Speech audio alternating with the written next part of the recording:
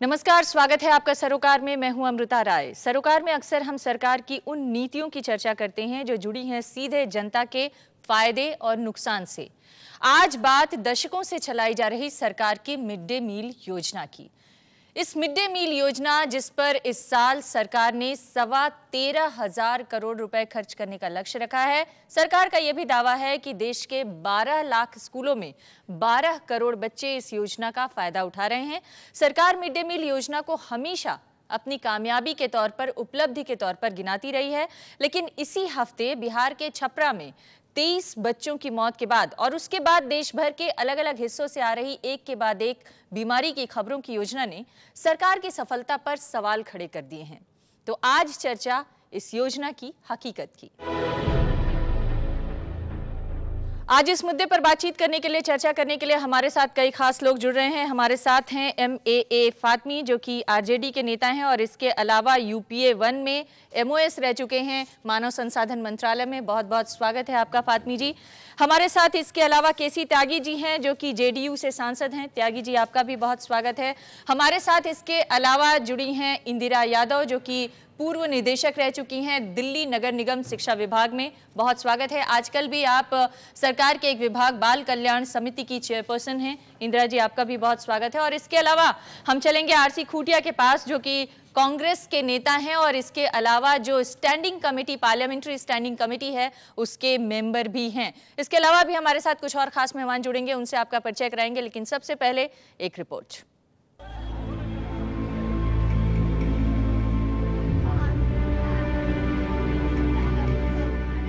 इन मासूमों और उनके परिजनों का गुनहगार कौन है? दोषी सीधे सरकार है, नीतीश कुमार है।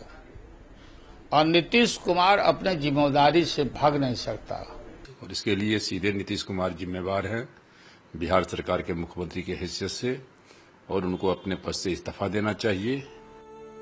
ये बड़ा विद्रूप नजारा है। बच्चों की लाश पर सियासी गोटियां सेकने की कोशिश। ये दुखद और दुर्भाग्यपूर्ण है। डर ये है कि कहीं इस शोर में असली सवाल ढक न जाए, जिनके जवाब ये घटना मांगती है। दुनिया में स्कूली बच्चों को दोपहर का भोजन देने की सबसे बड़ी योजना का ये हाल है।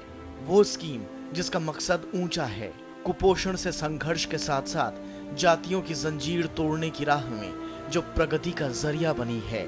मगर उसका ये हाल क्यों उसे इन समस्याओं ने जकड़ रखा है? बच्चों को खराब और नाकाफी भोजन दिए जाने की मिसालें अनगिनत हैं। मिड डे मील पकाने और अनाज तथा बर्तन रखने के लिए सही जगह की कमी, बर्तनों का साफ न रहना, रसोइयों पर काम का बेहद बोझ और स्कूलों में रोज भोजन न दिए जाने जैसी खामियां सामने आती रही हैं। रसोइयों और उनके सहायकों को मामूली मजदूरी, उन्हें स्थायी कर्मी का दर्जा न देना एक अलग समस्या है। और RTI लागू होने के बाद भी स्कूल प्रबंधन समितियों का गठन न होने और मिड डे मील योजना की निगरानी में अभिभावकों या स्थानीय समुदायों को शामिल न करने की शिकायतें आम हैं। जब हालात ऐसे हों तो सारण के गंडामन स्कूल की घटना चाहे दुखद और दुर्भाग्यपूर्ण हो, ये आश्चर्यजनक नहीं है। झटका जोरदार और सदमा गहरा है। लेकिन क्या इससे हमारी आंखें खुलेंगी? क्या सरकारों की तंद्रा टूटेगी? क्या स्कूल प्रबंधकों और प्रशासन में जवाबदेही का भाव जागेगा? त्यागी जी, आपके पास आना चाहूंगी मैं। आप ही के सरकार के एक शख्स को आपने सुना जिन्होंने बताया कि कैसे कैसे मिड डे मील योजना चलती है, लेकिन वो ये बताने में अभी भी सक्षम नहीं है कि दरअसल जो घटना हुई है उसकी जिम्मेदारी कौन लेगा, उसके खिलाफ जो कार्रवाई होगी वो कैसे होगी, और जो लोग रिस्पॉन्सिबल हैं उन लोगों को किस तरह से दंड दिया जाएगा। इसके बारे में अभी बहुत स्थितियां साफ नहीं हो पा रही हैं।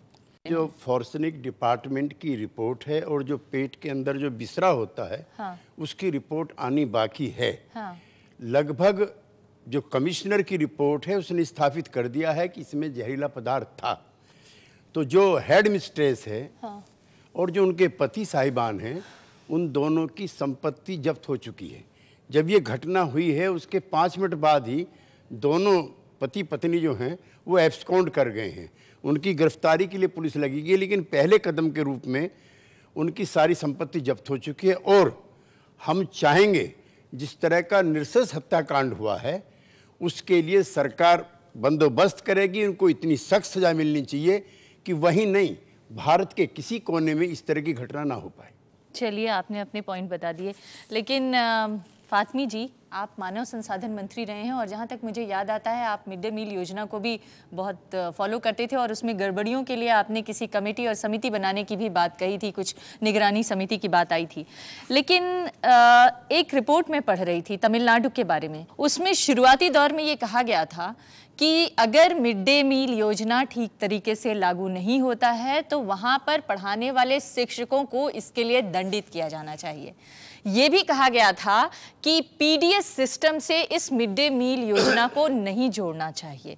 क्या इन तमाम चीज़ों को मद्देनज़र रख के भी कभी सोचा जा सकता है कि क्या अगर इस तरह की कोई व्यवस्था की जाए कि वहाँ की हेड मिस्ट्रेस या जो प्रिंसिपल है या जो वहाँ का टीचर इंचार्ज है उसको जिम्मेदार बनाया जाए इस तरह की घटनाओं के लिए, तो ठीक होगा? पीडीएस सिस्टम से अलग इसका कोई सिस्टम बनाया जाए तो इस तरह की घटनाओं पर काबू पाया जा सकेगा? देखिए, सबसे पहले तो मैं ये बताऊं कि ये जो घटना है, जो 23 नौनिहालों का कत्ल मैं समझता हूं, जो मर्डर है, इसकी निंदा जितने भी लफ्ज़ों में किया जाए कम है। और मुझे अफसोस होता है कि अब तक मुख्यमंत्री बिहार के इस मामले में कुछ भी नहीं बोले। जहां तक मिड डे मील का सवाल है, मैं समझता हूं कि बिहार सबसे निचले स्तर पर होगा। यही नहीं, 2005-6 में जब फ्लड आया था बिहार के अंदर, तो इन्होंने मिड डे मील का पैसा लेकर फ्लड रिलीफ में बांट दिया। मिड डे मील का पैसा मैं स्वयं मध्य प्रदेश, उड़ीसा, बिहार के बहुत सारे स्कूलों में गया। ठीक है, मैं ये नहीं कहता हूं कि सिर्फ बिहार में बुरी हालत है, दूसरे राज्यों में बुरी हालत है, लेकिन इसमें जो करप्शन है जिस पैमाने पर, इसका आप अंदाजा नहीं लगा सकती हैं। मैं एक स्कूल में गया जहां 1400 इनरोल्ड बच्चे थे, स्कूल में बच्चे मौजूद हैं 400, 450। खाना जब मैं गया देखने उनका, मैंने सबकी गिनती करवाई और जब मैं खाना देखने गया तो पतीली में खाना पक रहा था, छोटी पतीलियों। इसका मतलब इनरोल बच्चे तो हैं, लेकिन उन लोग को सिर्फ इनरोलमेंट तक सीमित हो गए, खाना मिल रहा है। उनके चावल उठाए जा रहे हैं जी, उनके पैसे लिए जा रहे हैं सरकार से, भारत सरकार से जो शेयर है वो जा रहा है। आपको मालूम है कि इसका फूड ग्रेन का सारा पैसा भारत सरकार देती है 100% जी, और सिर्फ स्टेट गवर्नमेंट की जिम्मेदारी है उसको कुक करके बच्चों को सर्व करना, उसका भी 65% भारत सरकार सहन करती है। आज बिहार के अंदर कम से कम मैं कह सकता हूं इतनी बुरी हालत है कि पूरे स्कूल के टीचर का काम है खाना बनाना, खिलाना, पढ़ाई कहीं हो नहीं पा रही है। तो उसके बाद जो इस तरह के वाकयात हो रहे हैं, इसमें सीधा सीधी गवर्नमेंट का कोई तरीक़ेकार ही नहीं। ठीक है, आप ये कह रहे हैं कि हमने काम किया, आप कह रहे हैं कि गवर्नमेंट ठीक तरीके से काम नहीं कर रही है। कांग्रेस के एक नेता हैं खूटिया साहब, ये स्टैंडिंग कमेटी के मेंबर हैं जो एचआरडी मिनिस्ट्री की है। क्या जो केंद्रीय स्तर पर कमेटियां हैं वो इस तरह की शिकायतों पर गौर करती हैं कि जो पैसे भेजे जाते हैं केंद्र की तरफ से वो पैसे भी पूरे खर्च क्यों नहीं हो पाते हैं? चाहे बिहार का उदाहरण ले, चाहे आंध्र प्रदेश का उदाहरण ले, चाहे उड़ीसा का उदाहरण ले, चाहे तमिलनाडु का उदाहरण ले, हर जगह से खबरें आ रही हैं कि बच्चे बीमार पड़ रहे हैं, उनको न्यूट्रिशियस भोजन नहीं मिल रहा है, उनकी ठीक तरीके से देखभाल नहीं हो पा रही है। जिस तरह के स्टोरेज और रखरखाव की व्यवस्था होनी चाहिए थी, जिस तरह से कुकिंग की व्यवस्था होनी चाहिए थी, वो सब खस्ता हाल हैं। तो क्यों नहीं ये कमेटियां उस तरफ ध्यान दिलाती हैं सरकार का? पहला तो बात, आप जो प्रश्न हमको पूछा है कि कमेटी की तरफ से निगरानी करने के लिए हमारा जो स्टैंडिंग कमेटी है, इसमें जो इशू आता है, ये इशू ऊपर हम लोग तो डिस्कशन करते हैं, चाहे न्यूट्रियस फूड का व्यवस्था हो, चाहे बच्चे लोग खा के जो बीमार होता है, या वेदर वो जो कुक फूड देना चाहिए या ड्राई फूड देना चाहिए, वो चर्चा तो हो रहा है। सवाल ये है कि पहला तो बात ये है कि जो स्कूल में मिड डे मील दिया जाता है उनका इंफ्रास्ट्रक्चर अच्छा नहीं जहां की हाइजीनिक फूड मिल सकता है। दूसरा बात यह है कि हमारा जो बच्चे लोग स्कूल में पढ़ते हैं जी, ये बच्चे का जो पेरेंट्स है, जैसे पब्लिक स्कूल में पेरेंट्स का स्कूल का साथ संपर्क है। हमारा गांव में जो गवर्नमेंट स्कूल है, पेरेंट का साथ कोई संपर्क नहीं है जी। जैसे कुछ पैसा जाता है और हमारा तो ये भी जी, आप ये कह रहे हैं कि स्कूल मैनेजमेंट कमेटी में पेरेंट्स की भागीदारी होनी चाहिए। आपके पास लौटेंगे, आप तो इस योजना को 10 सालों तक चला चुकी हैं, लेकिन जनरली आज जब से ये मिड डे मील की दुर्घटना हुई है तब से आमतौर पे लोग ये चर्चा करने लगे हैं, भैया मुफ्त का खाना जो है वो मौत का दावत है और इस तरह की योजनाओं पर अब विश्वास नहीं किया जा सकता है। आप क्या कहेंगी? मैं ये कहूँगी कि ये एक दुर्घटना थी बहुत जैसा सब लोगों ने कहा दर्दनाक बात थी, लेकिन इससे हम ये ना अंदाज़ा लगा लें कि योजना की आवश्यकता नहीं थी या ये सभी जगह पर ख़राब तरीके से चल रही है। हमको बहुत अच्छे एग्जाम्पल्स से जो कि आंध्र प्रदेश में, कर्नाटक में कुछ तरह तक मेरा ख्याल से दिल्ली, बॉम्बे और भी 2-3 जगहों पर बहुत अच्छे एग्जाम्पल्स हैं, उनसे सीखना चाहिए। 2-3 बातें इसमें आवश्यक हैं। अगर आप बच्चे को भूखा था और वो कुपोषण का शिकार था, दोनों चीज़ों के लिए दे रहे हैं, तो पहली बात उसकी गुणवत्ता में पोषण भी होना चाहिए और वो स्वाद भी होना चाहिए। दूसरी बात कुपोषण की, तो उसकी 400 कैलोरी और 12% प्रोटीन पर भोजन, मानी कि पर डाइट जो एक दिन उसकी प्लेट में आता है, वो मिलने की बात है, उसकी ओर ध्यान दिया जाना चाहिए। योजना में या इस सोच में कि बच्चा स्कूल में आया भूखा तो नहीं है, सबके पास लेकिन बात ये है ना कि ये सब चीजों पर ध्यान दिया जाता है कि नहीं। अगर प्रैक्टिकल रूप में देखा जाए तो आप, क्योंकि इस योजना को चला चुकी है, इसलिए मैं जानना चाहती हूँ कि क्या इस योजना पर जब खाना बनाया जाता है, जब परोसा जाता है, जब खाना लाया जाता है, अनाज लाया जाता है, उसको रखने, उसके बर्तन की सफाई, उसके खाना बनाने, इन सब चीजों पर ध्यान दिया जाता है प्रशासनिक तौर पर या नहीं दिया जाता? और कौन जिम्मेदार है? टीचर्स को क्यों नहीं इसके लिए रिस्पॉन्सिबल बनाया जाता है? नहीं, देखिए उनके ऊपर जितनी है बांटने की, टेस्ट करने की और मात्रा पूरी है कि नहीं, इसकी दिल्ली में भी है, लेकिन बनाने से लेकर के और फिर उसके पोषक तत्वों को देखने तक की देंगे तो वो केवल यही काम करेंगे। मैं नहीं मानती कि उनको इससे ज्यादा जिम्मेदार ठहराना चाहिए। जी, आप ये कह रही हैं कि शिक्षक इसके लिए ज्यादा जिम्मेवार नहीं हो सकते हैं, लेकिन हमारे साथ एक और पत्रकार लंबे समय से HRD मिनिस्ट्री को कवर करती रही हैं, उर्मी गोस्वामी, आपका लंबा अनुभव है। ये जो हकीकत सामने आई है अभी मिड डे मील की, एक के बाद एक घटनाएं, छपरा तो एक उदाहरण इसलिए बना क्योंकि वहां पर 23 बच्चों की मौत हो गई, लेकिन उसके बाद 16 जुलाई को छपरा में 23 बच्चों की मौत हुई। इसके बाद 17 जुलाई को मधुबनी बिहार में दूषित खाना खाने से 15 बच्चे बीमार हो गए। फिर 18 जुलाई को नेवेली तमिलनाडु में मिड डे मील के बाद तकरीबन 170 लड़कियों को एडमिट करना पड़ा। पणजी और गोवा में भी बच्चे बीमार पड़े। और इसके अलावा अभी जैसा कि खूटिया साहब बता रहे थे, ढेकेनाल में 39 स्टूडेंट्स को भर्ती कराना पड़ा है खाना खराब होने की वजह से। एक के बाद एक इस तरह की घटनाएं सामने आ रही हैं। क्या कमियां आप देखती हैं? क्यों नहीं ये, जिस तरह से सरकार लगातार ये दावा करती रही कि ये बहुत ही सफल योजना है, मगर उसकी सफलता की हकीकत ये देखने को मिल रही है? देखिए, ये योजना सफल है इसलिए कि वो बहुत सारे बच्चों को स्कूल ले आए जी। और पर प्रॉब्लम ये है कि आप जिस हिसाब से मिड डे मील दे रहे हैं वो it's not in a hygienic way, it's not in a proper way, और ये सबसे बड़ी दिक्कत है। आपको याद होगा 2004 में कुंभकोणम में एक आग लगी थी स्कूल में। उसके बाद गाइडलाइन इशू किए गए थे स्कूल कुकिंग शेड्स के, स्टोरेज स्पेस, यूटेंसिल्स, पर आज भी अभी आपके गेस्ट ने बोला कि बिहार में 7,000 लगभग कुछ स्कूल्स हैं जिसमें कुकिंग शेड्स नहीं हैं। अब इसके लिए जिम्मेदार कौन है? कुछ हद तक एडमिनिस्ट्रेशन, कुछ हद तक school, because the school has to ensure that the infrastructure is there. पर मैं मानती हूँ कि इसका एक आसान उपाय है और उसमें है कम्युनिटी इन्वॉल्वमेंट। आप अगर मिड डे मील्स के गाइडलाइंस देखेंगे, बार बार बोला जाता है कि माताओं को इन्वॉल्व कीजिए, क्योंकि माँ बाप अगर इन्वॉल्व होंगे, कोई माँ बाप तो ऐसा नहीं चाहेगा उसके अपने बच्चे बीमार पड़े, और उनका जो इंटरेस्ट रहेगा हाइजीनिक प्रॉपर कुकिंग के लिए, वो किसी और का उतना इंटरेस्ट नहीं होगा। और जैसे छत्तीसगढ़ में कुछ जिलों में आपके पास वो मेटानिन का जो स्कीम है जहाँ माताओं को इन्वॉल्व किया गया है, वहाँ क्या हो रहा है, उसके एडेड एडवांटेजेस है। एडवांटेज ये है कि टीचर एब्सेंटिज्म कम हो गई है।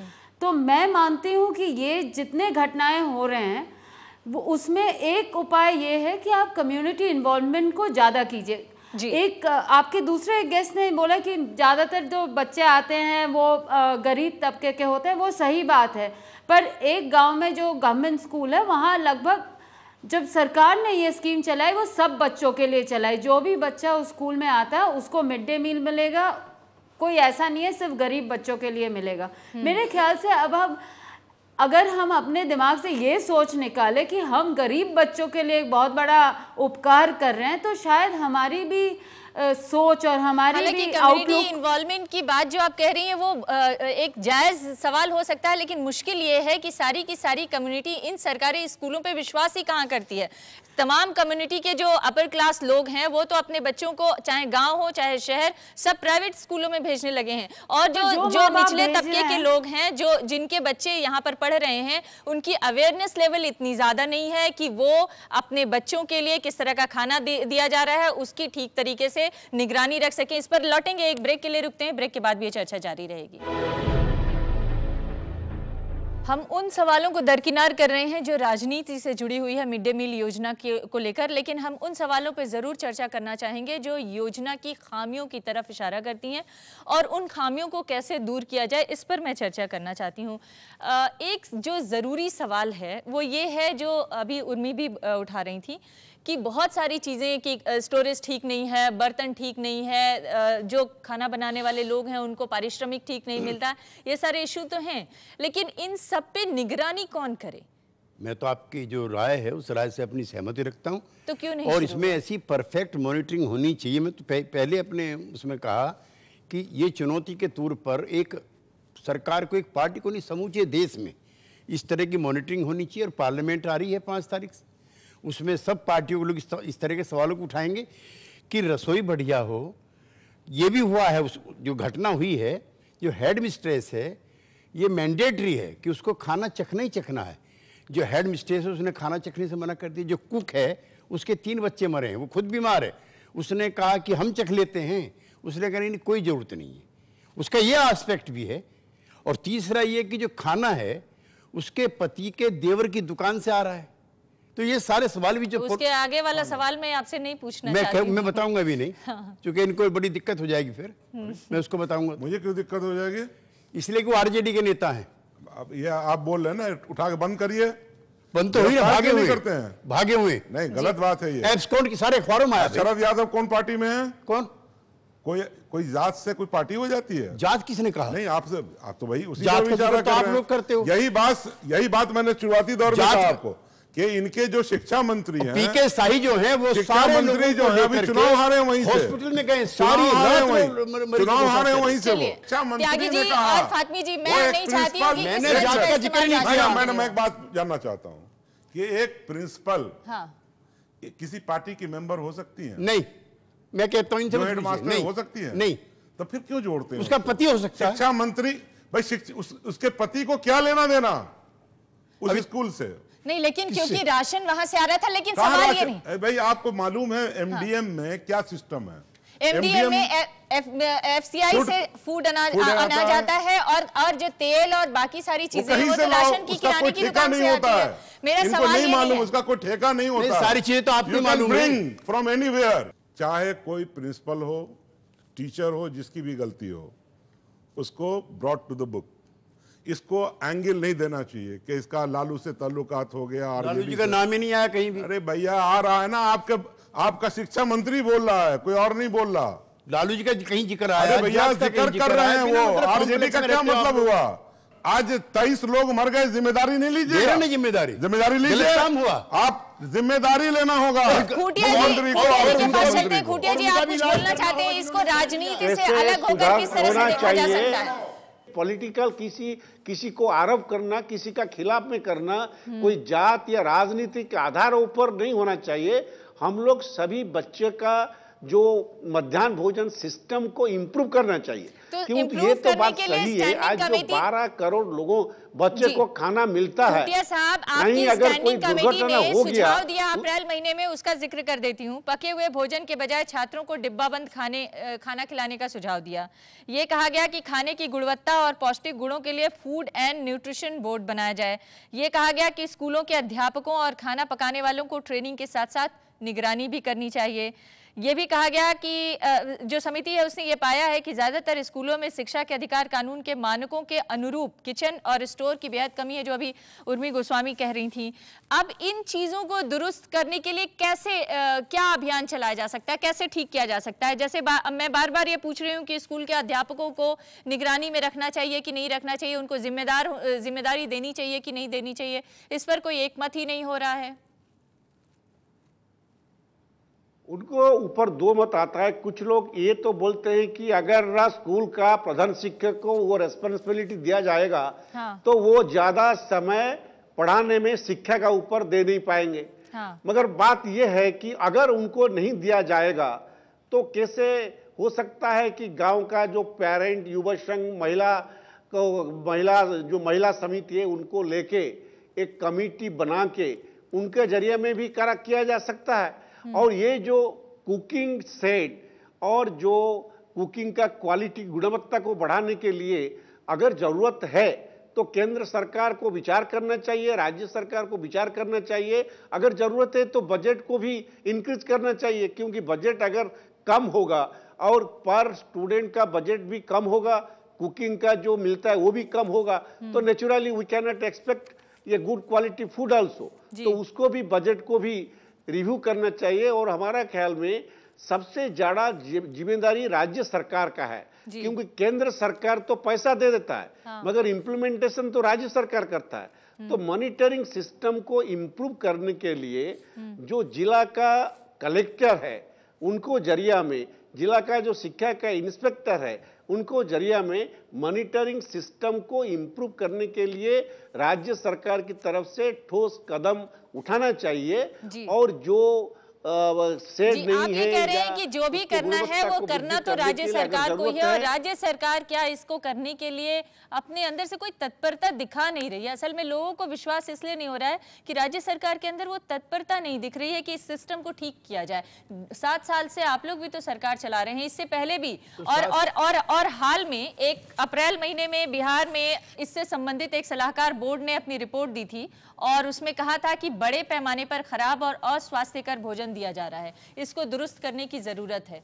ये अप्रैल महीने में ही कहा गया था, घटना तो अब हुई है।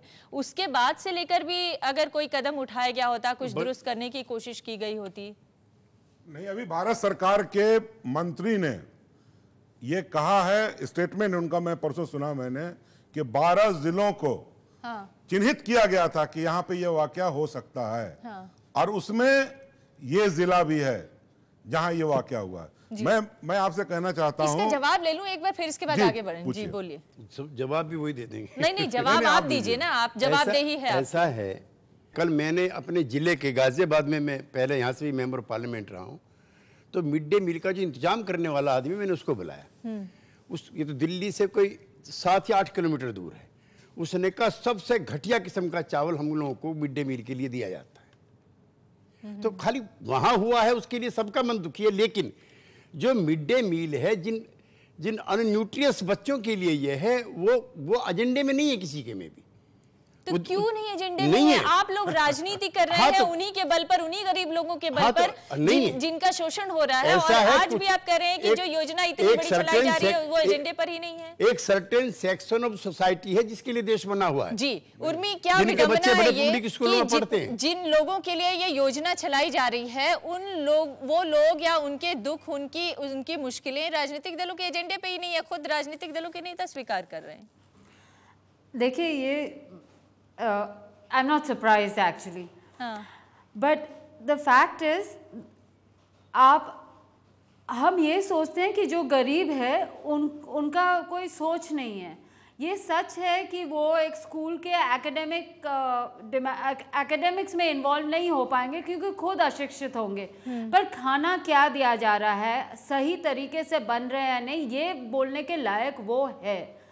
आप और अगर कोई बोले कि ये कोशिश करेगा कि अपना इंटरेस्ट और अपने ही लोगों का देखभाल वो नहीं कर पाते, मैं मानने को तैयार नहीं हूँ। खुंटिया जी के अपने राज्य उड़ीसा में अभी नियमगिरी पर ग्राम सभाएं चल रहे हैं, वो 12 के 12 ग्राम सभाओं ने बोल दिया कि वहाँ वो माइनिंग नहीं होने देंगे।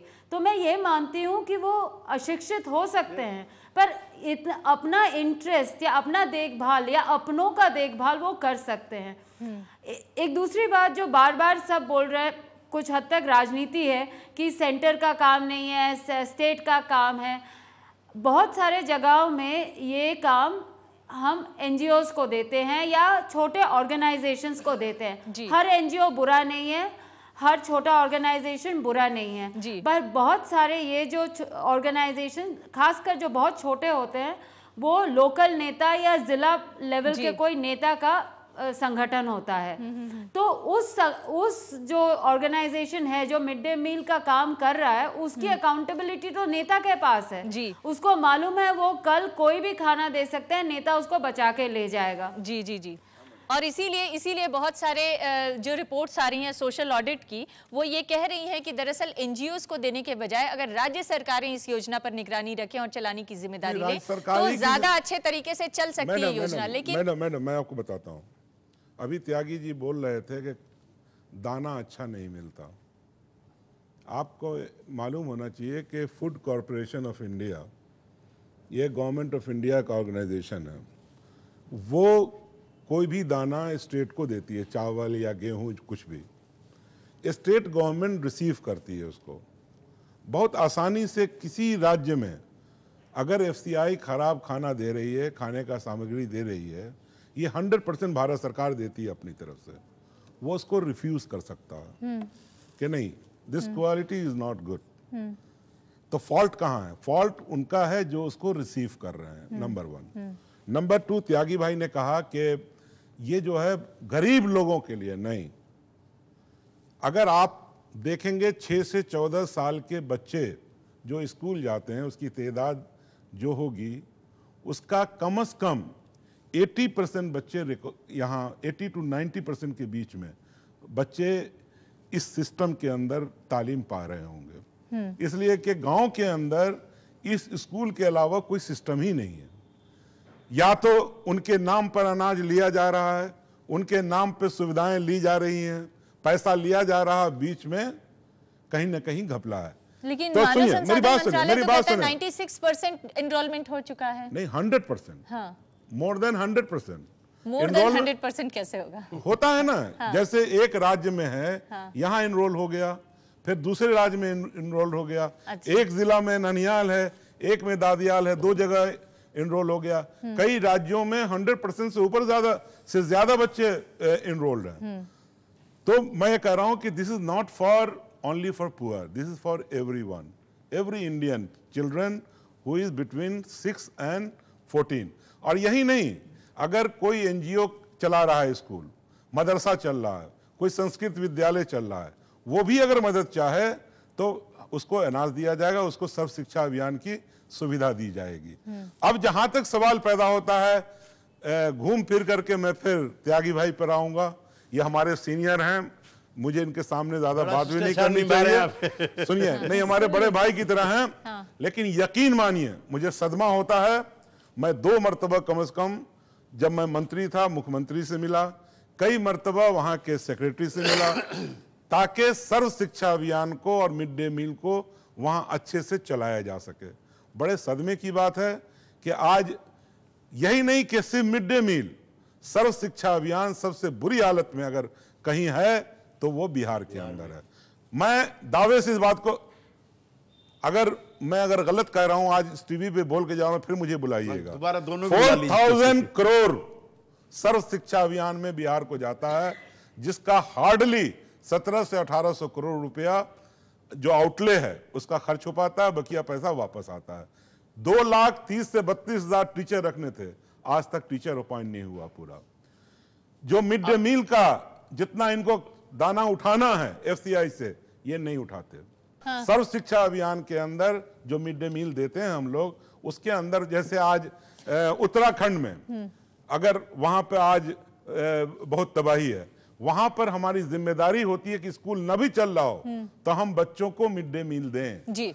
तो जहां फ्लड आ गया था तो वहां तो मिड डे मील हमको चलाना ही था। अभी हमें एक ब्रेक के लिए रुकना पड़ेगा, लेकिन आप जो कह रहे हैं उसका मतलब ये आ रहा है कि बिहार सरकार जो है वो बच्चों की सर्व शिक्षा हो, चाहे बच्चों के भोजन के अधिकार की बात हो, उसको लेकर वो ज्यादा संजीदा नहीं है, संवेदनशील नहीं है। लेकिन एक ब्रेक के लिए रुकेंगे और ब्रेक के बाद लौटेंगे तो आपसे इसका जवाब। जिम्मेदारी लीजिए ना जी, 15 साल को भूलिए। ब्रेक के लिए रुकते हैं, ब्रेक के बाद इस पर सवाल जवाब।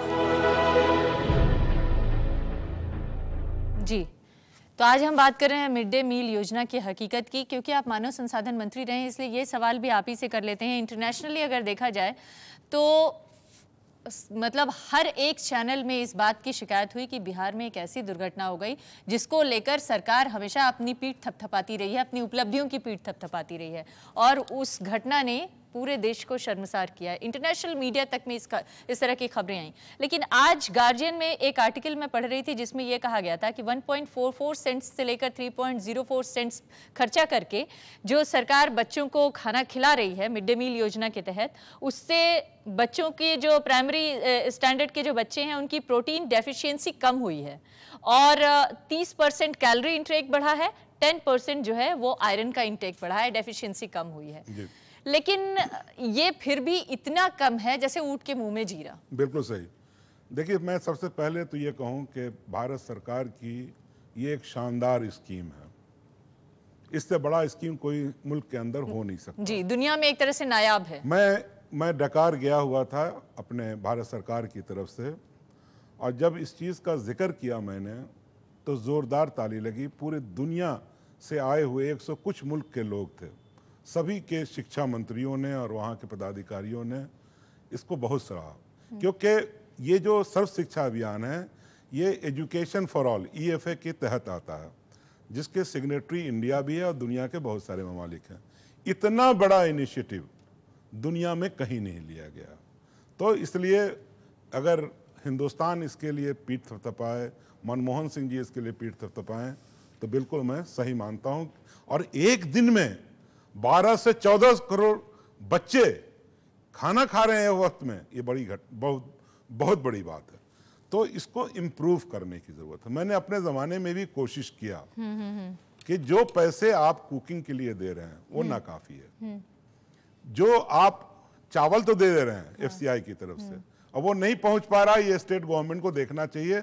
बिहार ही नहीं, मैं अन्य राज्यों की बात भी करता हूँ, उसको करना चाहिए। मैं उड़ीसा भी गया था कई स्कूलों में, तो कहीं तो मिड डे मील था ही नहीं, और कहीं था तो टीचर मौजूद है, वो खाना अवेलेबल नहीं है। तो ये कोई एक राज्य की बात नहीं है। तो ये एक बहुत बड़ा काम है, और इसके अंदर निश्चित रूप से जो कुकिंग का पैसा,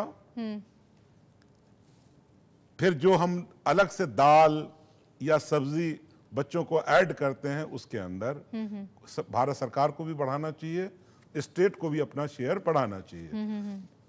मुझे तो मालूम हुआ, मैं पौंडीचेरी गया हुआ था, वहां सुबह का नाश्ता भी देते हैं और शाम का नाश्ता भी देते हैं। तमिलनाडु के अंदर जो इनिशिएटर है, मैं समझता हूँ आपने बहुत इंपॉर्टेंट बात कही है, इसका जवाब मैं जरा इनसे ले लूं। तमिलनाडु के अंदर जो आप बता रहे हैं, तमिलनाडु के अंदर इवन सुना के मछली भी देते हैं, अंडा भी देते हैं। जी, तमिलनाडु और आंध्र प्रदेश में मछली, अंडा, पौष्टिक भोजन दिया जाता है।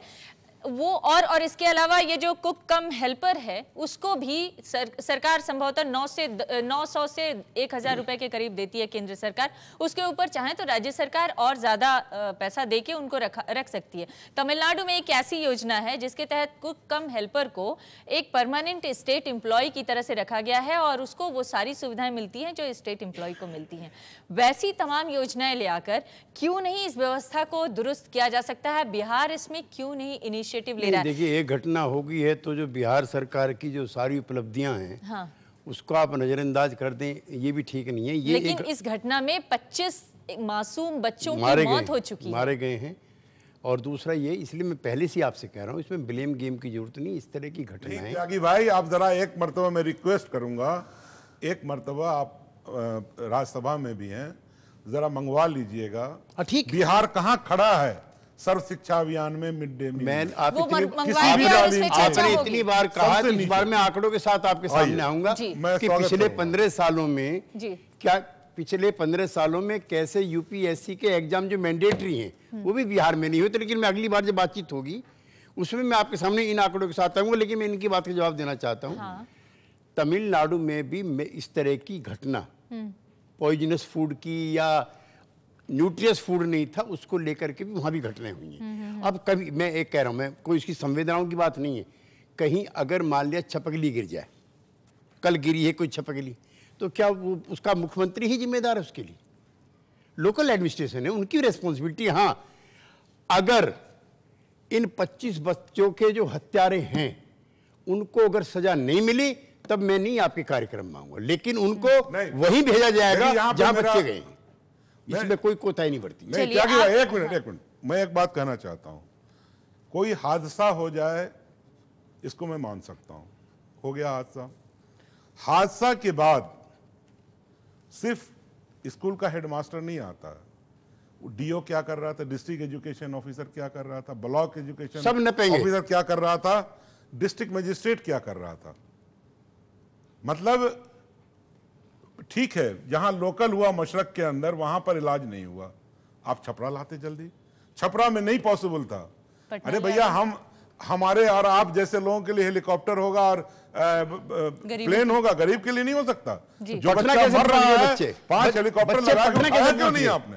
नहीं फातिमा जी, बच्चे पटना कैसे पहुंच गए? क्या बच्चे कितने घंटे के बाद पहुंचे? मेडिकल कॉलेज में किसने भर्ती कराया? कितने घंटे के बाद? मेडिकल कॉलेज में किसने भर्ती कराया? कितने घंटे के बाद? झगड़े में नहीं पढ़ना चाहती हूँ। आज की हकीकत ये है कि 23 बच्चों की जान जा चुकी है और अब हमें अफसोस है और हम शर्मिंदा हैं। हमें अफसोस है और हम शर्मिंदा हैं। यही बात, और इस तरह घटना दोबारा नहीं होगी, ये आपको आश्वासन देते हैं। त्यागी जी, मैं निवेदन करूंगा कि यही बात मुख्यमंत्री के जबान से और छोड़िए वो मिनिस्टर की जबान से भी कहलवा दीजिए। लाशों पे राजनीति मत कीजिए। नहीं, भाषण की लाशों की, इंदिरा जी, ये लाशों की बात नहीं है। मैं एक सवाल और भी जानना चाहती हूँ आपसे। एक आंकड़ा मैं पढ़ रही थी जो कुक कम हेल्पर के बारे में बातें की जा रही हैं कि उनको भी इस तरह की सुविधाएं नहीं दी जाती हैं जिससे कि इस व्यवस्था को ठीक किया जा सके। बड़े उसको लेके बहुत सारी बातें, तमाम रिपोर्ट्स आ चुकी हैं। उसमें एक रिपोर्ट ये कहती है कि हर 25 बच्चे पर एक कुक कम हेल्पर होना चाहिए और 100 बच्चों पर 2 होना चाहिए, और हर 100 से 200 अगर होता है तो उसमें एक और बढ़ाते जाना चाहिए। लेकिन क्या जब आप, क्योंकि आप उसकी इम्प्लीमेंटेशन से जुड़ी रही हैं, तो मैं ये जानना चाहती हूँ कि क्या ये जो नियम है, इन नियमों का पालन होता है? कुक कम हेल्पर को 2 घंटे के लिए रखा गया है, लेकिन उनसे सारे दिन काम करवाया जाता है, उनसे सब्जी भी खरीदवाई जाती है, उनसे सफाई भी करवाई जाती है, यहाँ तक कि वो प्रिंसिपल के घर पे भी जाके सफाई करती हैं। इस तरह की जो शिकायतें आती हैं उसको दूर करने के लिए क्या किया जा सकता है? क्या इन नियमों का पालन होता है स्कूलों में, जो नियम बनाए गए हैं? ये 2 तरह से स्कीम चल रही है और ये माइक्रो लेवल की बात है, माने जिसमें सूक्ष्म इंतज़ाम हो, एक स्कूल का एक स्कूल में ही। वहाँ की ये बात है, जितने कुक कम हेल्पर की आप बात कर रहे हैं उतने कोई राज्य सरकार या स्कूल खर्चा वहन नहीं कर सकेगा। लोग बढ़ाने से स्कीम्स अच्छी नहीं हो जाती है। एक लिमिट करना पड़ेगा कि मतलब आप 25 कह रहे हैं, मैं तो कहती हूँ अगर 50 पे भी एक होगा और उसकी नीयत काम करने हुई तो कर सकता है। शहर में, बॉम्बे हो, हैदराबाद हो, दिल्ली हो, इस माइक्रो स्कीम को, दिल्ली में तो बिल्कुल नहीं है। दिल्ली में इस समय 9 या 10 ऐसी किचन्स हैं जिनमें 50,000 से ऊपर प्रतिदिन, प्रति वक्त खाना बनता है। Most of the system is automatic. Most of the system, everything is cooked in big cauldrons. 2 दिन पूड़ी और सब्जी मिलती है, एक दिन छोले के साथ, एक दिन आलू के साथ, एक दिन राजमा चावल, एक दिन छोले चावल, एक दिन पुलाव, एक दिन दाल चावल। पूरा 6 दिन का भोजन इस तरह बटा हुआ है और उसमें कोई कोताही नहीं। और टेस्ट की रिपोर्ट जाती है श्री राम लैब में। तो ये तो बहुत फुल प्रूफ सिस्टम है। इसमें हद से हद एक गड़बड़ हो सकती है कि वो, क्योंकि पैसा तो सब, जब आप आउटसोर्स कर रहे हैं तो वो प्रॉफिट मेकिंग उसमें भी आ जाता है। तो बहुत आप ये कह रही हैं कि सेंट्रली कुक फूड ज्यादा सही सिस्टम है? ये सिर्फ शहर में हो सकता है, गाँव में नहीं हो पाएगा। मैं राज्यों के लिए इसकी बिल्कुल सलाह नहीं दूंगी, एक्सेप्ट आंध्रा, जैसे मैंने कहा, दे दे, बॉम्बे दे दे। गांव में नहीं हो पाएगा, गांव में माइक्रो ही रखना पड़ेगा। माइक्रो में कुक जितने बच्चे हैं उसके हिसाब से रखें, उसको वेजेस ठीक दें और परमानेंट ना कर दें। परमानेंट आदमी की हिंदुस्तान भर में जो बीमारी आप समझ सकते हैं, आपको पता लग गया मुझे तो हटा ही नहीं सकते, तो कोई भी तेल डलेगा, कोई भी चीज़ डलेगी। आपको ये मालूम होना चाहिए कि मेरा इस लेवल पर ये अगर खाना ठीक नहीं होगा तो मेरा पद नहीं रहेगा। बहुत बड़ी ये अमेरिका वाली सिस्टम वाली बात अभी है। आज जो सिस्टम है, अगर आप देखें जाकर के स्कूल के अंदर, तो टीचर्स जो हैं बेचारे वो खाने में ज़्यादा इन्वॉल्व हैं, पढ़ाने में कम इन्वॉल्व हैं। हम तो कह रहे हैं कि टीचर्स को रिस्पॉन्सिबल बनाइए। टीचर्स को तो रिस्पॉन्सिबल बनाया जाता है तो कम से कम कुछ तो निगरानी होती है। नहीं, यकीन माने, एक टीचर आपको सेंसस का काम देखता है, वोटर लिस्ट का ठीक करता है, पोलियो का पिलाना होता है तो वही इस्तेमाल होता है, और ये मिड डे मील में भी वो इन्वॉल्व हो रहा है, और पैसा बेचारे को मिल रहा है 7,000 रुपया। लेकिन दिल्ली में तनख्वाह प्राइमरी वाले की, लेकिन ये केवल बिहार की बात हम नहीं कर रहे हैं। नहीं, मैं तो जनरल बात कर रहा हूँ, लेकिन अभी तो बिहार पे फोकस है ना, तो जरा केसी त्यागी भाई टीचरों का भी ख्याल करवा दें बिहार सरकार से। नहीं, वो कॉन्ट्रैक्ट टीचर्स की बात कर रहे हैं, लेकिन मैं उर्मी के पास आना चाहूंगी। उर्मी, बहुत देर से आप तमाम लोगों को सुन रही हैं, जो मुद्दे निकल कर आ रहे हैं वो ज्यादा राजनीति की तरफ इशारा कर रहे हैं। जो मुश्किलें हैं उसको दूर करने की तरफ क्या कोई संजीदा दिख रहा है आपको? देखिए, बोलने के लिए तो बोलते हैं, पॉलिटिकल विल है और शायद एक हद तक है भी, पर आपने एक सवाल बार बार पूछा है कि किसको जिम्मेदार बनाना चाहिए। स्कूल में कोई चीज़ अगर सही नहीं हो, उसकी जिम्मेदारी स्कूल हेडमास्टर या हेडमिस्ट्रेस पर होनी चाहिए, क्योंकि उनका काम है देखना कि पूरा सिस्टम चल रहा है या नहीं। अगर सिस्टम नहीं चल रहा है तो वो अपने ऊपर वाले किसी से बोले, या ब्लॉक वाले, डिस्ट्रिक्ट वाले, या स्टेट एजुकेशन ऑफिशियल्स को, किसी को बोले, उनकी जिम्मेदारी है। एक वो, दूसरी ये सेंट्रलाइजेशन और मॉनिटरिंग, वो ठीक है कि आप सेंटर से सोशल ऑडिट्स करवाइए या सोशल एजुकेशन इंस्टीट्यूट जैसे बिहार में जामिया मिलिया इस्लामिया ने किया या एन सिन्हा इंस्टीट्यूट ने किया, और दोनों की रिपोर्ट काफ़ी ख़राब आई थी बिहार पर जी, वो तो ठीक है। पर रोज़ रोज़ का जो मॉनिटरिंग है वो सिर्फ कम्युनिटी कर पाएगी, और इसलिए मैं बार बार ये बोल रही हूँ कि जो माताएं हैं उनको इन्वॉल्व करना चाहिए। छत्तीसगढ़ में ये किया गया है और उसके बेनिफिट्स बहुत हैं। दूसरी बात ये है कि सरकार के 1000 स्कीम्स हैं, आपके पास आशाएं होंगी, फिर आंगनवाड़ी स्कीम है, अगर फिर हम वुमेन सेल्फ हेल्प ग्रुप की बात कर रहे हैं, अगर हर स्कीम को अलग अलग ना देख के एक कोई अगर कॉन्फ्लुएंस हो सकता है, हाइजीन की बात हो रही है तो उसमें आशाओं को भी इन्वॉल्व करना चाहिए, क्योंकि वो गाइडेंस दे पाएंगी।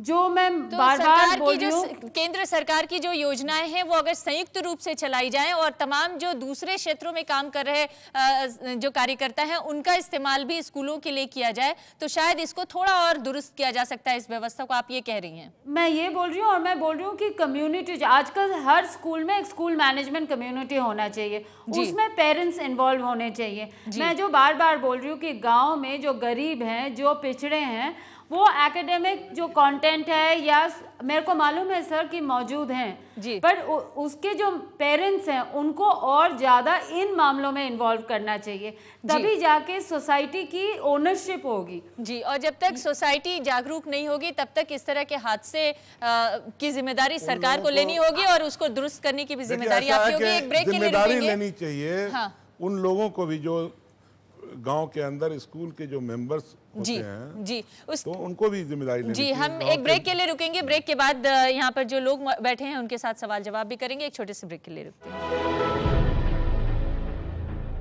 आज हम बात कर रहे हैं सरोकार में मिड डे मील योजना की। सरकार की योजना ये थी कि मिड डे मील को चलाकर जो अशिक्षित बच्चे हैं उनको शिक्षित किया जा सकता है और जो कुपोषण ग्रस्त बच्चे हैं उनको पर्याप्त भोजन दिया जा सकता है। ये योजना दुनिया भर में एक अनोखी योजना है, इसे सब मानते हैं, लेकिन इस योजना में कई तरह की खामियां भी वक्त वक्त पर सामने आती रही हैं। आज हम उसके बारे में चर्चा कर रहे हैं। यहाँ पर बहुत सारे लोग बैठे हैं जो अलग अलग संगठनों से, अलग अलग यूनिवर्सिटी कॉलेजेस से हैं। हमारे मेहमानों से सवाल जवाब करना चाहते हैं। जी, आप कुछ पूछना चाहते हैं? मैं 2 क्वेश्चन करूंगा मात्र। एक तो बच्चों को क्या भरपूर खाना मिलता है मेरे हिसाब से 2 रोटी से ज़्यादा बच्चों को नहीं मिलती। इतनी शासन की योजना आ रही है, इतना पैसा आ रहा है, 2 रोटी से। दूसरा ये है कि टीचरों का मैं बताऊं आपको, 1900 मध्य प्रदेश की बात मैं कर रहा हूँ, 1994 से जो टीचर मध्य प्रदेश में लगे उनको 30,000 रुपये मिल रहा है, और जो 98 से लगे हैं परमानेंट टीचर 18 साल से काम कर रहा है उसको मात्र 10,000 रुपये मिल रहे हैं, और वर्तमान में जो भर्ती हो रही है मात्र 5,000 रुपये मिल रहे हैं। ये भेदभाव कैसे? जी फातमी जी आप जवाब दीजिए, मानव संसाधन मंत्री भी रह चुके हैं। देखिए, जहाँ तक सवाल पैदा होता है टीचर का, गवर्नमेंट ऑफ इंडिया ने ये रिलैक्सेशन दिया था कि ट्रेन टीचर हमें इतने नहीं मिलेंगे, हमें पूरे मुल्क में 10 लाख टीचर चाहिए थे, 9 लाख कुछ हज़ार टीचर नहीं चाहिए थे। तो हम लोगों ने अलाउ किया था स्टेट को कि अगर ट्रेन टीचर भी नहीं है लेकिन उसके अलावा उसके पास क्वालिफिकेशन अगर है तो उसको टेम्पररी रख लिया जाए, अब बाद में जब ट्रेन टीचर मिल जाए तो उसको रेगुलर कर दिया जाए और रेगुलर तरीके से वो चलाया जाए। सिस्टम सर्व शिक्षा अभियान का यह है कि भारत सरकार बिल्डिंग बनाने के लिए और टीचर्स के लिए पहले 80% अपना शेयर देती थी, अब वो घट करके 65% हो गया। तो भारत सरकार आज भी, अगर जैसे बिहार में ज़्यादातर सब पैरा टीचर्स हैं, मध्य प्रदेश में है, राजस्थान में, गुजरात में, चंद ही राज्य बचे हैं जहां पर अब पैरा टीचर्स हैं। तो अगर वो उसको परमानेंट करना चाहते हैं तो भारत सरकार अपना शेयर दे देगी, स्टेट को अपना शेयर देना। तो वो अपने शेयर देने से बचती है, इसलिए पैरा टीचर्स के बहाने वो काम चला रही है। लेकिन दूसरा सवाल उन्होंने पूछा कि क्या सभी बच्चों को पर्याप्त भोजन मिलता है, शायद नहीं मिलता है, तभी ये सवाल बिल्कुल सही है इनका। जो हमारी मंशा है, जो भारत सरकार की मंशा है, मैं एज ए मंत्री भी रहा हूँ 5 साल इसके अंदर, वो शायद पूरा नहीं हो रहा, इसलिए कहीं ना कहीं इम्प्लीमेंटेशन की कमी निश्चित रूप से है। पूरी भोजन की जहाँ तक बात है, ये सबको जानकारी होनी चाहिए कि प्रति बच्चा प्रतिदिन 200 ग्राम चावल और 250 ग्राम गेहूं सरकार देती है। उसको परिवर्तित करके, कन्वर्ट करके जो भी चार्जेस आता है उसके आधार से भोजन बच्चे को देना होता है। आप 200 ग्राम चावल भाई साहब उबालिएगा, 7 दिन में आपका बच्चा ख़त्म नहीं कर सकेगा। 250 ग्राम के आटे की रोटी पूरा परिवार खा सकता है। पूरा क्यों नहीं मिल रहा है तो मॉनिटर करना पड़ेगा आप लोगों को, खुद जिनके बच्चे हैं उनको, कि भैया सरकार तो इतना देती है, 200 ग्राम चावल उबालिए तोल के जी, 250 ग्राम चावल उबालिए और 200 ग्राम गेहूं उसकी रोटी बनाइए, मतलब ये दोनों इतनी मात्रा में मिलते हैं, तो उससे तो इतना ज्यादा खाद्यान्न रोज बच्चे को मिलना चाहिए। यदि कम मिल रहा है तो चोर बाजारी है, पिलफ्रेज है, जिसको रोका जाना चाहिए। सब रोकें, सबको हक है। जी मैं त्यागी जी से पूछना चाहता हूँ कि जो टीवी फुटेज में जो अनाज दिखा रहे हैं उसमें इतने कीड़े घूम रहे हैं, अनाज की बात, चावल में, गेहूं में इतने कीड़े जो दिखा रहे हैं, क्या मतलब हम लोग जो बच्चों को खाना दे रहे हैं और हमारे यहाँ से हम अगर मांगने वालों को भी खाना देते तो वो खाना देते जो खुद खा सकते हैं, आप बच्चों को, आप जो देश के होनहार हैं उनके लिए ये अनाज दे रहे हैं, तो क्या बिहार सरकार के मंत्री इस खाने को अनाज को खा सकते हैं? ये मैनेजमेंट की कमी समूचे देश में है और बिहार में जो घटना हुई है वो दुर्भाग्यपूर्ण है और इस पर हम शर्मिंदा हैं। ऐसी घटना दोबारा नहीं होना चाहिए। जी सर, मेरा सवाल है, जेडीयू सरकार से अभी तक उन्होंने ग्रीवेंस रिडर्सल के लिए मिड डे मील में, ये पहली घटना नहीं है ऐसा हुआ है, मधुबनी की और जो घटना है ये कोई पहली घटना नहीं है। अब तक ग्रीवेंस रिडर्सल के लिए जेडीयू सरकार ने पिछले 7.5 साल में क्या किया और ये घटना होने के बाद इमीडिएट एक्शन क्या होने वाला है? वेबसाइट का मैं चेक करूंगा, जो आप कह रहे हैं आपकी बात को मैं गलत नहीं बता रहा, जो आपने वेबसाइट का बताया हेल्प के लिए, जवाब नहीं है, आई विल चेक, जवाब नहीं है। लालू यादव से जाके पूछ लीजिए। सर मैं आपसे 15 साल पहले क्या हुआ था उस वहां जाके पूछिए, आज जवाब नहीं मिलेगा। वो 2 बार जेल में क्यों गए थे ये जवाब नहीं देंगे। थोड़ा सा धैर्य रखना ही पड़ता है। जो लोग जिम्मेदारी के पद पे होते हैं उन्हें थोड़ा धैर्य रखना पड़ता है। विपक्ष के आरोप, आप कहाँ थे? फातमी जी कंट्रोल। लालू यादव को कह रहे हो 15 साल आप कहाँ थे? नीतीश कुमार जी कहाँ थे? शरद यादव जी कहाँ थे? कितने कितने का जिक्र करूं, सब तो यही थे लालू के पीछे। हम तो पार्टी बनाने वाले थे कर रहे हो, जिसमें आप और लालू जी आए थे, हम उस पार्टी के संस्थापक थे। चलिए ये राजनीतिक बहस के लिए हम एक बार और सरोकार कर लेंगे, लेकिन फिलहाल ये आज की बहस। सर मेरा सवाल आपसे है कि समय समय पर स्कीम में इतने फ्लॉज देखे गए हैं तो आगे की हमारी स्ट्रेटेजी क्या रहेगी सरकार की, कि आगे का क्या एक्शन प्लान है इसमें खामियों को सुधारने के लिए? मैं अभी तो मंत्री हूँ नहीं, लेकिन निश्चित रूप से जब हम मंत्री थे तब भी और आज भी मैं आपके साथ हूँ कि देखिए, कभी भी कोई स्कीम शुरू होती है तो शुरू की जाती है तो उस वक्त कुछ चीज़ें जो आज सामने आ रही हैं नहीं होती उस वक्त, लेकिन जिस तरह से जहाँ जहाँ हमें मुश्किलें आए उसको किस तरह से हल करना चाहिए, उसमें हम लोगों को दिमाग लगाने की जरूरत है। खूटिया साहब, अब आखिरी सवाल यही है कि ये जो दुर्घटनाएं हो रही हैं, उन दुर्घटनाओं का निदान कैसे हो, कैसे इस तरह के हादसों को रोका जा सकेगा? आप लोगों का भी सुझाव था, लेकिन अब यहाँ पर जो जनता बैठी है वो चाहती है कि ऐसी दुर्घटनाएं दोबारा ना देखने को मिले। जो सुझाव आया है कि कुकिंग को जो कर रहा है उनको भी पैसा ज्यादा मिलना चाहिए, कुकिंग संख्या में भी बढ़ोतरी होना चाहिए, कुकिंग शेड होना चाहिए, अगर जरूरत है तो सेंट्रल गवर्नमेंट इसका ऊपर भी सभी स्टेट गवर्नमेंट का साथ कंसल्ट करके अगर जरूरत है भी उसका ऊपर भी बजट में कुछ इंक्रीज भी जरूरत है। ये बताइए कि स्टैंडिंग कमेटी ने एक सुझाव दिया था कि डिब्बा बंद पौष्टिक खाना दिया जाए, क्या आप इससे सहमत हैं? क्या अगर डिब्बा बंद पौष्टिक खाना दिया जाएगा तो ये जो खाने बनाने और उसकी पूरी प्रक्रिया से जुड़ा सवाल है शायद ये ना हो, क्या आप इससे सहमत हैं? नहीं, ये तो एक सुझाव हम लोग दिए हैं, मगर फिर भी कुछ लोगों का भी इसका ऊपर आपत्ति जताते हैं कि गरीब लोग जो है, गरीब लोगों की बच्चा है, उनको पूरी भोजन के लिए वो पर्याप्त नहीं होगा। मगर हम लोग ये सुझाव दिया है कि अगर डब्बा बंद खाना होगा तो उसको जो आपका जो खाद्य में जो मिश्रण होता है, अपमिश्रण होता है, उसको रोकने के लिए हम एक सुझाव दिए थे, उसको भी एक ऑप्शन में लेके हम लोग मान सकते हैं। जी, ये ठीक नहीं है, कभी भी हॉट मील होना चाहिए और ताज़ा खाना मिलना चाहिए। 6 महीने बाद देंगे बंद डिब्बे को, उसमें कीड़े पड़ जाएंगे 6 महीने के अंदर। नहीं, वो तो पहले फेल हो चुका है दिल्ली में। और मैं आपको बताऊं, हिंदुस्तान में 3 महीनों के अलावा कोई महीना मौसम के हिसाब से इसके लिए ठीक ही नहीं है। बच्चे के पास पहुंचते पहुंचते जहां से चलेगा, except for biscuits and these dry bakery items जो कि बच्चे बिल्कुल नहीं खाते, उनसे वो टापू खेलते हैं। जी, हमारे मिड डे मील में बहुत सारे प्रॉब्लम्स हैं, पर पैकेज फूड कोई सोल्यूशन नहीं है, उसमें और प्रॉब्लम होंगी। हम मैल न्यूट्रिशन की जो बात कर रहे हैं या प्रॉपर न्यूट्रिशन की बात कर रहे हैं, वो फुलफिल नहीं होगी, प्रोसेस फूड से वो नहीं होता है। जी, एक वो। दूसरी बात आपने जो बोला कि मिड डे मील अगर हमें हॉट एंड फ्रेश जैसे सुप्रीम कोर्ट ने बोला देना है, तो उसका एक उपाय है।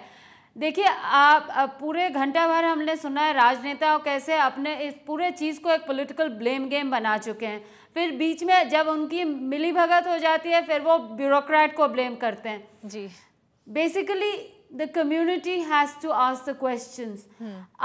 जिनके बच्चे वहाँ जा रहे हैं वो जितने भी अशिक्षित हो, मैं ये दावे के साथ बोल सकती हूँ वो अपने बच्चों से तो प्यार करते हैं, वो नहीं चाहते कि उनके बच्चे के साथ ऐसा हादसा हो। जी, और उनसे बड़ा चेक कोई हो ही नहीं सकता। जी, तो इतना बड़ा प्रोग्राम जो है वो सेंट्रलाइज्ड हिसाब से, चाहे सेंटर से हो या राज्य सरकार से हो, सेंट्रलाइज्ड हिसाब से नहीं चल सकता। जी, हमें डिसेंट्रलाइज इसको करना पड़ेगा, हमारे वो जो कम्युनिटीज़ हैं उनको इन्वॉल्व करना पड़ेगा। और आप देखेंगे जैसे माँ बाप को आप इन्वॉल्व करेंगे आपको सॉल्यूशंस मिलेंगे। और बाकी जो सरकारी तंत्र हैं, चाहे वो एजुकेशन ऑफिसर हो या एमएलए हो या डिस्ट्रिक्ट ऑफिशियल हो, जो सब तो हैं, सब मिलके जब काम करेंगे, उनको अगर आप एहसास दिला दे, आप कम्युनिटी को बताएं कि हर बच्चे को 200 ग्राम चावल मिलना चाहिए हर दिन, आप रोक के देखिए कौन माँ नहीं चाहेगी अपने बच्चे को 200 ग्राम चावल मिले। ये जो बात कर रही है बिल्कुल दुरुस्त है कि गांव के लोगों को इन्वॉल्व करना होगा। जी, तो जब तक गांव के लोग और स्थानीय लोग इन्वॉल्व नहीं होंगे तब तक किसी भी योजना, न सिर्फ इसकी, सभी योजना की सफलता के लिए जरूरी है 2-3 कदम उठाने होंगे। पेरेंट्स को और कम्युनिटी को इन्वॉल्व होना चाहिए। एक मिनट, पेरेंट्स को इन्वॉल्व करना होगा।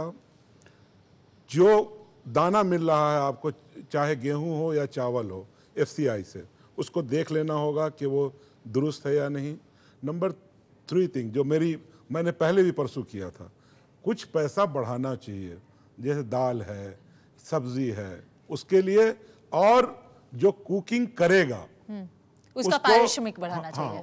उसको भी अब किसी स्कूल में 1500 आपके सुझाव के बाद मुझे कुछ कहने की जरूरत नहीं है। अगर ये चारों चीजें लागू हो जाएं तो संभवतः इस व्यवस्था को दुरुस्त बनाया जा सकता है, इस योजना को ठीक किया जा सकता है। लेकिन उसके लिए जो सबसे बड़ी जरूरत है वो है पॉलिटिकल विल पावर की। जितने पैसे केंद्र सरकार की तरफ से दिए जा रहे हैं, अगर उस पैसे को खर्च करने की पर्याप्त योजना नहीं होगी तो शायद ये फिर पैसे वापस आते रहेंगे और फिर जो बच्चे और गरीब हैं उन तक वो तमाम योजनाएं सही तरीके से नहीं पहुंच पाएंगी। तो पॉलिटिकल विल पावर भी उतना ही जरूरी है जितना कि समाज की भागीदारी। उम्मीद है कि इस चर्चा से कुछ सही बातें आम लोगों तक पहुंची होंगी और इस योजना को बेहतर करने में एक कदम आगे बढ़ने की तरफ राजनीतिक दल भी बढ़ेंगे। बहुत बहुत शुक्रिया आप सभी मेहमानों का इस कार्यक्रम में शामिल होने।